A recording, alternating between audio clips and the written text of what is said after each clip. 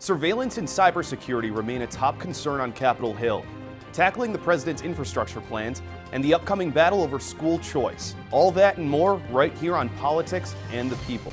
First, as the president begins to lay out his evidence of wiretapping of Trump Tower, an alleged cybersecurity breach of Capitol Hill by three Pakistani brothers is also starting to gain attention. We'll hear from computer forensics expert and co-chair of LA Trump, Eric Lakin. Then, the president says it's time to fix our nation's airports, roads, and bridges. But what exactly will that involve? James Moore, professor of industrial and systems engineering at University of Southern California, will break that down for us. Plus, an upcoming battle on the horizon for the new administration will no doubt include school choice. We'll find out some myths and facts about what that means from school choice advocate and president of the nonprofit California Teachers Empowerment Network, Larry Sand.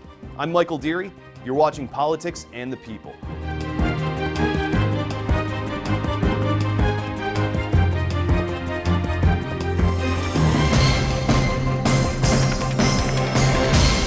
Hello, and thank you for watching Politics and the People. FBI Director James Comey testified on Capitol Hill this week that he has not seen evidence of wiretapping of Trump Tower, but that did not put the story to rest. Later in the week, House Intelligence Chairman Devin Nunes briefed the White House about information which he said showed that high-level members of the Trump transition team were at the very least monitored.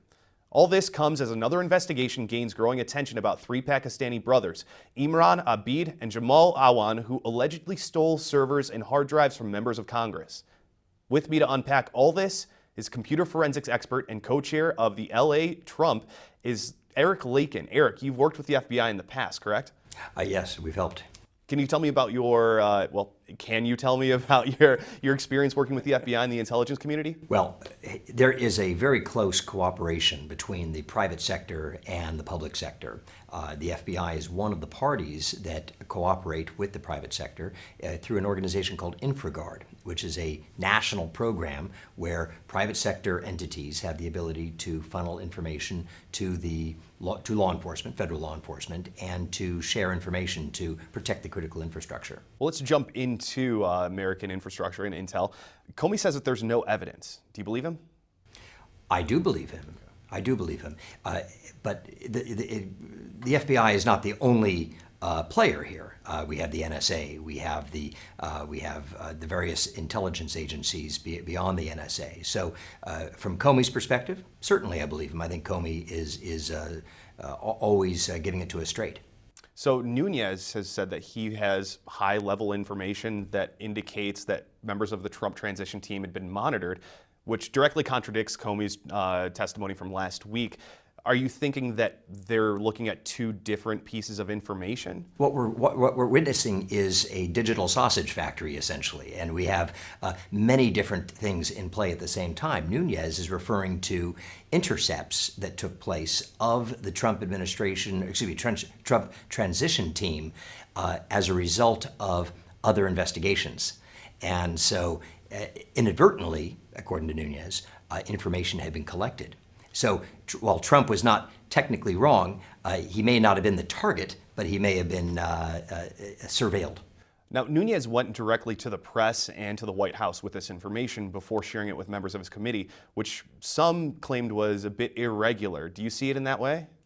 There's a lot of irregularity taking place right now in Washington. I think a lot of the rules of etiquette and protocol in terms of communication have been thrown out the window because things are moving in real time, and we have multiple investigations on multiple fronts and many different cross currents that are being addressed here by Congress and by the executive branch and by the press, et cetera. So I think Nunes is probably acting hastily in order to get the message out quickly. Now, the Awan brothers, are they under investigation by the FBI? They are under investigation, but we don't know if it's by the FBI. We do know it's by the Capitol Police. I would suspect, though, that this will rise to the level of an FBI investigation. I shudder at the issues involved here with the Awan brothers and the access that they had. Even if they did nothing wrong, how about nepotism? And the three brothers and one of their wives all working for the Congressional Democratic Caucus and having access to servers and emails and systems and even confidential data from some of the key committees like the Select House Intelligence Committee. I shudder at this. It's frightening. For our viewers at home who are unfamiliar with this case, can you give us a quick overview of what they were fired for and what the allegations are? Well, currently the allegations are that they had potentially taken hardware and software off premises, potentially even sold some of this hardware. There's possible allegations of issues related to their salaries and to potentially moonlighting and this sort of thing. And it raises questions. Of course, one of the brothers had a criminal history and had a personal bankruptcy. They were running a separate business on the side in the automotive field, a used car lot. I question how it's even possible that our security infrastructure has allowed these sorts of individuals and these sorts of security lapses to take place when we've spent hundreds of billions of dollars since 9/11 on security, particularly IT security. Do you think it's likely that they had access to sensitive information and took it with them when they left? Well, there's no question that they had access to sensitive information.